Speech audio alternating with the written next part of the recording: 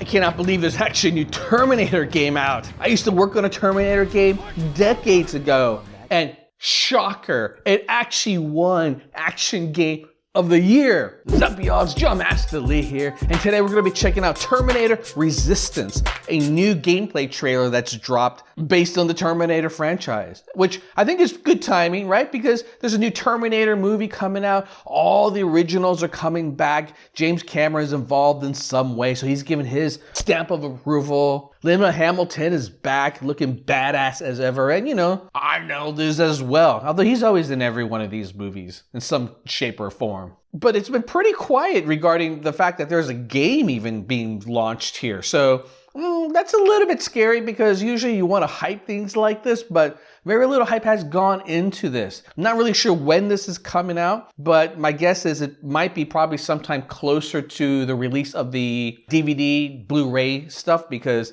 it's getting nigh impossible to coordinate a launch of a game along with the movie. I've done that before, having worked on a bunch of Star Wars games, and I can tell you, it was a freaking nightmare. It's the amount of things that you got to push through, try to get approvals from people who, quite frankly, are treating games like a secondary part of their overall effort, right? They're launching a movie. That's the big thing. Everything gets delayed, everything gets changed in the last minute, and games, quite frankly, need a lot longer than just a couple of months to crank out. You got to start them really, really early. So getting that extra couple of months of development and try to coordinate with the launch of, say, a Blu-ray DVD is a lot better. I don't think it's perfect because it still gives you an arbitrary deadline in terms of like when you got to finish the game rather than letting you perfect it and get it right. But, it's a step in the right direction. But yeah, you know what? It's been a long time since I played a Terminator game. And honestly, the last one that I did play, well, not including the one in the arcade, because that was really awesome when Terminator 2 came out. That was really awesome. I'm talking about Skynet Terminator, a game from Bethesda Softworks that came out, man, look at the 90s, because that's when I used to work with them. Way out in Rockville, Maryland. It was honestly one of the best first-person shooter games ever created. And I'm not just saying this because I'm biased, right? And I had a hand in helping get the game out there. No, I really genuinely believe it. And in fact, it went on to win Action Game of the Year, beating out the Quake franchise that year. And why is that the case? Well, back then, this was one of the actually first few games that Todd Howard had worked on.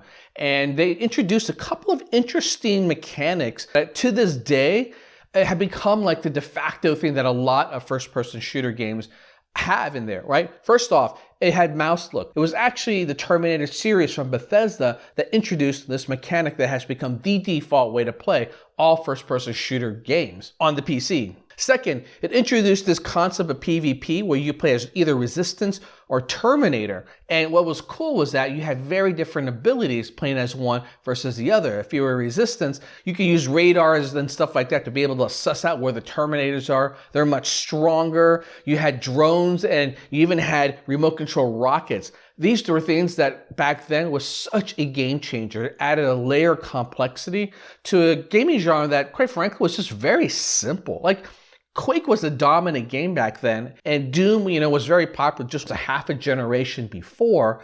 And those games were just very simple. Run and gun, pew, pew, pew, you die, you do it again. Skynet added some tactical thinking that was necessary in order to win. You had to coordinate with your fellow players, and it was just so good. Unfortunately, matchmaking was a real problem back then because you didn't have dedicated servers, so you had to buy, multiple copies of the game, find people online to be able to actually experience it. So I don't think many people even remembered that game or had the chance to play it. But for those who did, especially those that reviewed the game, bar none, every one of them had said this was the best first-person shooter game they've ever played. It was that addictive. And even to this day, I'm still waiting for them to create a game like that. Now, I don't know if Terminator Resistance is a single-player or multiplayer game. Let's find out by checking out this trailer. It is the gameplay trailer, so we're going to actually be able to see what it's like. And hopefully, it's good enough that it'll pull me back in again. Because let's admit it, the Terminator franchise, even though it's gone through hell and back in the gaming world and the movie world, is still a really cool universe that's been created. And not enough justice has been given to creating stuff compelling in that universe. All right, let's do this. And away we go. I'm expecting some dun-dun-dun-dun-dun. Because every time I hear that, On August 29th, 1997, Skynet, a computer system built to protect us, became self-aware.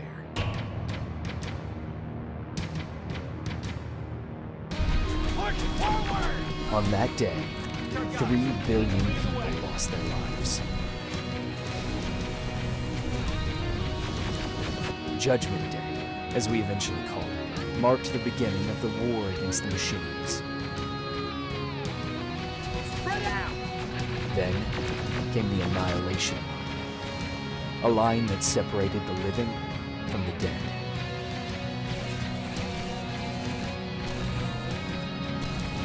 You're a resistance soldier. Time to act like one.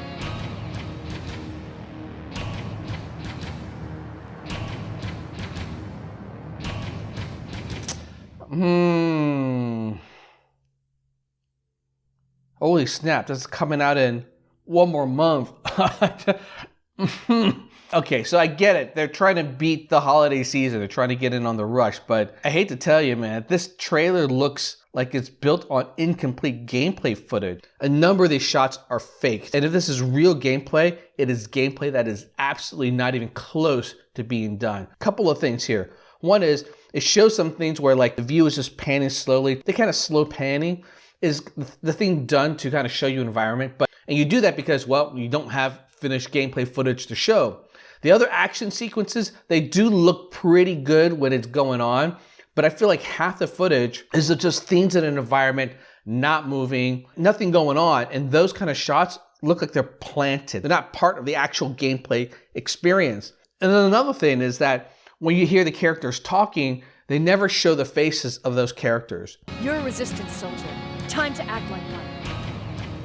Facial animation is never shown. It's like cleverly hidden in a way that suggests maybe it ain't going to be that great. I hate to say it, but like even the narration, this guy's voice gets close to trying to convey that sense of gravitas, but... On August 29th, 1997, Skynet, a computer system built to protect us, became self-aware.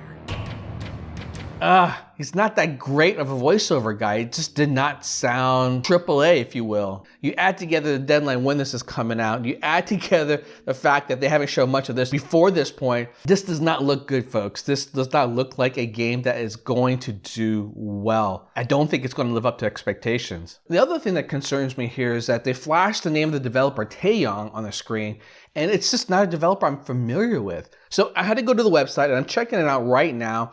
And they do have a huge library of games. I mean, actually a lot of games from every single platform you could think of, from PC to Xbox, even PS Vita, shoot, even the Mac. And a lot of the games look like they're either ports or very simple games. So in other words, this is a developer that's been around a long time, cutting its teeth, creating games with much lower budgets and much stricter time frame in terms of being able to turn the game out. So whether or not they have the chops to be able to pull off a AAA game like this, I don't know. It's very concerning to me that they may be in a little bit over their heads here. Now I'm going to reserve judgment of the game till the actual release, but having been in the game industry now for over 20 years and seeing enough of these gameplay trailers put together and seeing the different tricks that developers use to try to get you to buy something based off of something that's not complete, this one honestly is just 100% checklist of all the things you would do to cover up the fact that the game may not live up to expectations and isn't quite ready for prime time. This is only about a month away from release, and this gameplay footage suggests that it's still a lot there that isn't quite done. And I get a feeling, especially with a game company like this, which has probably very strict contract obligations,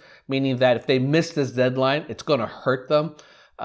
I don't think they're going to slip past this holiday season. They're going to get it out there, hell or high water. The Terminator franchise is such a great franchise. I just wish the gaming industry would recognize that, someone pick up this franchise and do it justice. So if you checked out this trailer, let me know what you think. If you're in the same camp as I am, if you have a savvy enough eye now to already pick it up, or if it's honestly just that obvious to you, in which case, good for you. A savvy gamer is one that ain't going to get swindled. All right, y'all. Peace out.